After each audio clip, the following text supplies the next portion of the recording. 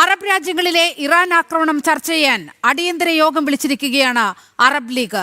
22 അംഗരാജ്യങ്ങളിലെ വിദേശകാര്യമന്ത്രിമാർ video conferencing യോഗത്തിൽ പങ്കെടുക്കും. കുവൈറ്റും സൗദിയും അടക്കം 6 രാജ്യങ്ങളുടെ ആവശ്യപ്രകാരമാണ് യോഗം ചേരുന്നത്.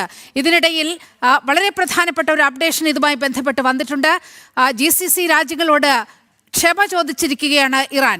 അയൽ രാജ്യങ്ങളിൽ ആക്രമണം നടത്തിയതിന് ഇറാൻ മാപ്പ് ചോദിക്കുന്നു. ഇനി അത്തരത്തിൽ ഒരു ആക്രമണം ഉണ്ടാകില്ല എന്ന് ഇറാൻ ഉറപ്പു പറഞ്ഞതായും വാർത്തകൾ വരുന്നുണ്ട്. വിവരങ്ങളുമായി പ്രജിത്താണ് ചേരുന്നത്. പ്രജിത്ത്, ഇറാന്റെ ഭാഗത്തു നിന്നും വലിയൊരു നീക്കമാണ് ഉണ്ടായിരിക്കുന്നത്.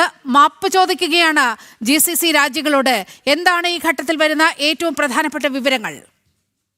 നീലിമ, ഇറാന്റെ പ്രസിഡന്റ് തന്നെയാണ് മാധ്യമങ്ങൾക്ക് മുന്നിലെത്തി, ഇറാൻ സ്റ്റേറ്റ് മീഡിയയ്ക്ക് മുന്നിലെത്തി ഇത്തരമൊരു അഭിപ്രായ പ്രകടനം അല്ലെങ്കിൽ ഇത്തരമൊരു നിലപാട് അറിയിച്ചിരിക്കുന്നത്. അദ്ദേഹം പറഞ്ഞിരിക്കുന്നത് ഇങ്ങനെയാണ്: ഇറാനെ നിന്നുള്ള ഒരാക്രമണവും ഇനി GCC രാജ്യങ്ങൾക്ക് തങ്ങളുടെ അയൽക്കാർക്ക് നേർക്ക് ഉണ്ടാവില്ല എന്നുള്ളതാണ് പറയുന്നത്. പക്ഷേ അതിലൊരു ക്ലോസ് വെച്ചിട്ടുള്ളത് ഇങ്ങനെയാണ്, അതായത് അവരുടെ മണ്ണിൽ നിന്ന്, അയൽ രാജ്യങ്ങളുടെ മണ്ണിൽ നിന്ന് ഇറാനെതിരായ ആക്രമണങ്ങൾ ഉണ്ടായാൽ മാത്രം തിരിച്ചടിക്കും എന്നുള്ളതാണ് ഇറാൻ പറയുന്നത്. ഇതുവരെ അത്തരമൊരു നീക്കം ഈ പറയുന്ന രാജ്യങ്ങളുടെ ഭാഗത്ത് നിന്നോ അല്ലെങ്കിൽ അവിടെയുള്ള ബേസുകളിൽ നിന്നോ ഉണ്ടായിട്ടില്ല എന്നുള്ളത് നമ്മൾ മനസ്സിലാക്കേണ്ടതുണ്ട്. പക്ഷേ ഇറാൻ ആ രാജ്യത്തെ US ബേസുകൾക്ക് നേരെയൊക്കെ ആക്രമണം നടത്തുകയായിരുന്നു. ഏറ്റവും ഒടുവിലാണ് ഈ ആക്രമണങ്ങൾക്കെല്ലാം മാപ്പ് ചോദിക്കുന്നതായി ഇറാൻ പ്രസിഡന്റ് തന്നെ പറയുന്നത്. ഇനി ഇത്തരമൊരു ആക്രമണം ഉണ്ടാകില്ല, പക്ഷേ തങ്ങളുടെ മണ്ണിലേക്ക് ആ രീതിയിലുള്ള ആക്രമണങ്ങൾ ഇറാനിൻ്റെ ഈ പറയുന്ന GCC രാജ്യങ്ങളുടെയും തങ്ങളുടെ അയൽ രാജ്യങ്ങളുടെയും ഭാഗത്തു നിന്നുണ്ടായാൽ മാത്രം തിരിച്ചടിക്കുമെന്നും പറയുന്നു. പക്ഷേ ഇതിലെ ഏറ്റവും കൗതുകകരം അല്ലെങ്കിൽ ഈ സ്റ്റേറ്റ്മെൻറ്റിനോട് ഏത് രീതിയിലാണ് ഇറാനിലെ മിനിസ്ട്രി, നിലവിലത്തെ IRGC പോലെയുള്ള സേനകൾ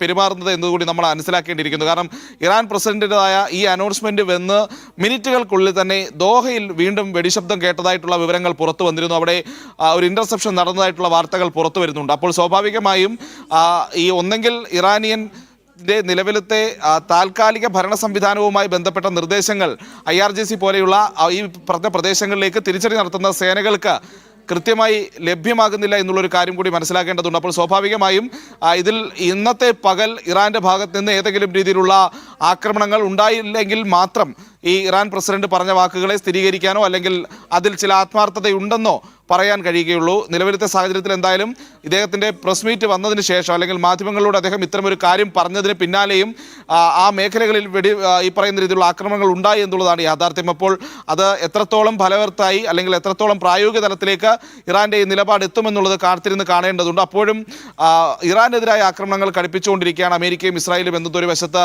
നമ്മൾ കാണേണ്ടതുണ്ട്. പക്ഷേ ഇറാൻ്റെ ഭാഗത്ത് നിന്ന് ഇത്തരമൊരു നീക്കമുണ്ടായതിന് പിന്നിൽ അല്ലെങ്കിൽ ഇറാൻ പ്രസിഡന്റ് തന്നെ നിലവിലത്തെ താൽക്കാലിക കൗൺസിലിലെ 3-അംഗ താൽക്കാലിക കൗൺസിൽ അംഗമായിട്ടുള്ള ഇറാൻ പ്രസിഡന്റ് തന്നെ ഇത്തരത്തിലൊരു സ്റ്റേറ്റ്മെന്റ് നടത്തിയതിന് പിന്നിൽ മേഖലയിൽ നിന്നുണ്ടായിരുന്ന വലിയ സമ്മർദ്ദമുണ്ട്. പ്രത്യേകിച്ച് നേരത്തെ GCC രാജ്യങ്ങൾ ഒന്നടങ്കം ഇറാന്റെ നടപടിക്രമങ്ങളെ, ഇറാന്റെ നീക്കങ്ങളെ, അയൽ രാജ്യങ്ങളെ ആക്രമിക്കുന്നതിനെ വലിയ രീതിയിൽ വിമർശനം ഉയർത്തിയിരുന്നു. പിന്നാലെ GCC കൗൺസിൽ യോഗം ചേർന്നും അപലപിക്കുന്ന സാഹചര്യമുണ്ടായി.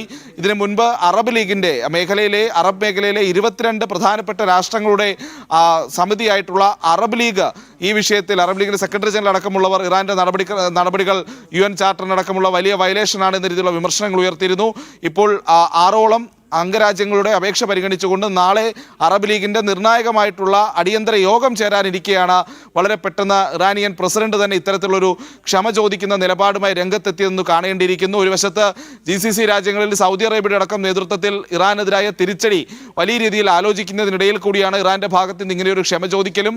ഇനി തങ്ങളെ ആക്രമിച്ചാൽ മാത്രം അല്ലെങ്കിൽ തങ്ങൾക്കെതിരായ ആക്രമണത്തിന് ഈ പ്രദേശങ്ങളിലെ അയൽ രാജ്യങ്ങളിലെ മണ്ണ് ഉപയോഗിച്ചാൽ മാത്രം തിരിച്ചടിക്കുമെന്നുള്ളൊരു സ്റ്റേറ്റ്മെൻറ്റും ഇറാൻ്റെ ഭാഗത്ത് നിന്നുണ്ടായിരിക്കുന്നത്. ഒരുപക്ഷെ ഈ യുദ്ധവുമായി ബന്ധപ്പെട്ട് മറ്റൊരു കാര്യം കൂടി പറയാനുള്ളത്, ഈ GCC രാജ്യങ്ങളടക്കം തുടർച്ചയായി ബാലിസ്റ്റിക് മിസൈൽ ഉപയോഗിച്ചും ഡ്രോണുകൾ ഉപയോഗിച്ചും ആക്രമണം നടത്തിക്കൊണ്ടിരിക്കുകയായിരുന്നു കഴിഞ്ഞ കുറച്ച് ദിവസങ്ങളായി ഇറാൻ എന്നുള്ളതാണ്.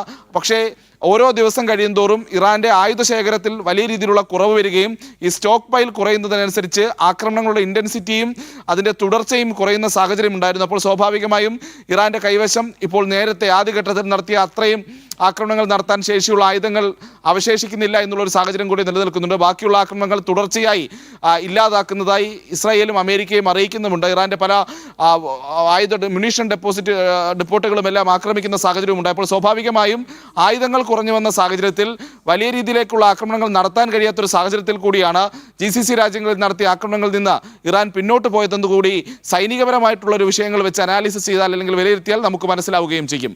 നീലിമ. അതായത് ഒരു തിരിച്ചടി വളരെ കൃത്യമായി ഇറാന് അനുഭവപ്പെട്ടു തുടങ്ങി. അവരുടെ ആയുധ ശേഖരത്തിൽ വലിയ കുറവ് വന്നിട്ടുണ്ട്. മറ്റൊന്ന്, ലോകരാഷ്ട്രങ്ങൾ മുഴുവൻ ഇറാനെ ഒറ്റപ്പെടുത്തുന്ന ഒരു സാഹചര്യമുണ്ട്. ആണവ പദ്ധതികൾ ഉപേക്ഷിക്കാൻ, ആണവ സമ്പുഷ്ടീകരണം നിർത്താൻ ഒന്നും ഇറാൻ തയ്യാറല്ലാത്ത ഒരു ഘട്ടം. അപ്പോൾ വലിയ അന്താരാഷ്ട്ര സമ്മർദ്ദത്തിനൊടുവിലായിരിക്കാം ഒരുപക്ഷെ ഗൾഫ് രാജ്യങ്ങളോട് ഇങ്ങനെ ക്ഷമ ചോദിക്കുന്ന ഒരു നിലയിലേക്ക് ഇറാൻ എത്തിയത്. അങ്ങനെ വേണ്ടേ കരുതാൻ? സ്വാഭാവികമാണ് നീലിമ, അതുകൂടി കണക്കിലെടുത്ത് തന്നെയാണ് ഇറാന്റെ ഈ നീക്കം എന്നുള്ളതാണ്. കാരണം ആഗോളതലത്തിൽ തന്നെ പ്രത്യേകിച്ച് മുസ്ലിം രാഷ്ട്രങ്ങളിൽ പോലും ഇറാന്റെ നിലപാടുകൾക്കെതിരെ, ഇറാന്റെ ഈ യുദ്ധരീതിക്കെതിരെ വലിയ വിമർശനമുണ്ടായിരുന്നു. ഈ GCC രാജ്യങ്ങളിൽ നിന്നുള്ള എണ്ണയടക്കമുള്ളവ പുറത്തു പോകാൻ സമ്മതിക്കാതെ അവയെ സാമ്പത്തികമായി പ്രതിസന്ധിയിലാക്കുക, അവിടുത്തെ സ്വൈരജീവിതം തകരാറിലാക്കുന്ന നിലയിൽ സാധാരണക്കാർക്ക് നേരെയും റെസിഡൻഷ്യൽ ഏരിയകൾക്ക് നേരെ പോലും ആക്രമണങ്ങൾ നടത്തുക, വലിയ ഹോട്ടലുകൾക്ക് നേരെയും അവരുടെ അഭിമാനമായി കരുതുന്ന ബിൽഡിങ്ങുകൾക്ക് നേരെയും ഒക്കെ ആക്രമണങ്ങൾ നടത്തുക. അപ്പോൾ സ്വാഭാവികമായും അമേരിക്കയുടെ ബേസുകൾക്കെതിരെ എന്നതിനപ്പുറത്തേക്ക് അവിടുത്തെ ഈ GCC രാജ്യങ്ങളിലെ പലവിധമായിട്ടുള്ള സംവിധാനങ്ങളെ ആക്രമിക്കാനുള്ള നീക്കമാണ് ഇറാന്റെ ഭാഗത്തു നിന്നുണ്ടായത്. അതിനെതിരെ വലിയ വിമർശനമുണ്ടായിരുന്നു. ഇനി നമ്മൾ കാണേണ്ട മറ്റൊരു വസ്തുത കൂടി ഇവിടെയുണ്ട്. ഒന്ന്, ഈ ആയുധങ്ങളുടെ കുറവ് ഒരു ഘടകം തന്നെയാണ്. അതിനൊപ്പം തന്നെ അമേരിക്ക ഇപ്പോൾ മൂന്നാമത്തെ അവരുടെ എയർക്രാഫ്റ്റ് കാരിയർ കൂടി ഈ മേഖലയിലേക്ക് വിന്യസിക്കുകയാണ്. അപ്പോൾ ഹോർമൂസ് കടലിടുക്കിലൂടെ എണ്ണക്കപ്പലുകൾക്കടക്കം ഇനി അമേരിക്കൻ പടക്കപ്പലുകൾ അകമ്പടി സേവിക്കുമെന്ന ഡൊണാൾഡ് ട്രംപിന്റെ പ്രസ്താവനയും നിലനിൽക്കുന്നുണ്ട്. അപ്പോൾ സ്വാഭാവികമായും ഹോർമൂസിനെ ലക്ഷ്യമിട്ട് അമേരിക്ക ഒരു നീക്കം നടത്താനുള്ള സാധ്യതയാണ് ഈ ഘട്ടത്തിൽ കാണുന്നത്. പ്രത്യേകിച്ച് മെഡിറ്ററേനിയനിൽ നിന്ന് സുയസ് കനാൽ വഴി ചെങ്കടലിലേക്ക് പ്രവേശിച്ചിരിക്കുന്ന USS ജെറാലാഡ് ഫോർഡ് അടക്കമുള്ള വിമാനവാഹിനി കപ്പലുകൾ, USS എബ്രഹാം ലിങ്കൺ, പിന്നാലെ USS ജോർജ് H.W. ബുഷ് തുടങ്ങിയിട്ടുള്ള എയർക്രാഫ്റ്റ് കാരിയറുകളും മറ്റ് ഡിസ്ട്രോയറുകളും ഫ്രിഗേറ്റുകളും എല്ലാം, ഒപ്പം തന്നെ നാവികസേനാ വിമാനങ്ങളുമെല്ലാം ഈ മേഖലയിൽ വലിയ പ്രതിസന്ധി ഇറാൻ സൃഷ്ടിക്കും. അപ്പോൾ ഇനിയുള്ള ആക്രമണങ്ങൾ നേരിട്ട് അമേരിക്കൻ നാവികസേനയ്ക്ക് നേരെ നടത്തുക എന്നുള്ള ലക്ഷ്യം കൂടി ഇറാന്റെ ഭാഗത്തുണ്ട്. അപ്പോൾ അതിൽ തന്ത്രപരമായ ഒരു നിലപാട് കൂടി ഇറാൻ സ്വീകരിച്ചിരിക്കുന്നു എന്ന് വേണമെങ്കിൽ നമുക്ക് കാണാവുന്നതാണ്. തന്ത്രപരമായ നിലപാടായി മാത്രമേ ഈ ഘട്ടത്തിൽ ഇറാന്റെ ഈ നിലപാടിനെ കാണാൻ കഴിയുകയുള്ളൂ. പ്രജിത്താണ് വാർത്തയുടെ വിശദാംശങ്ങൾ നൽകിയത്.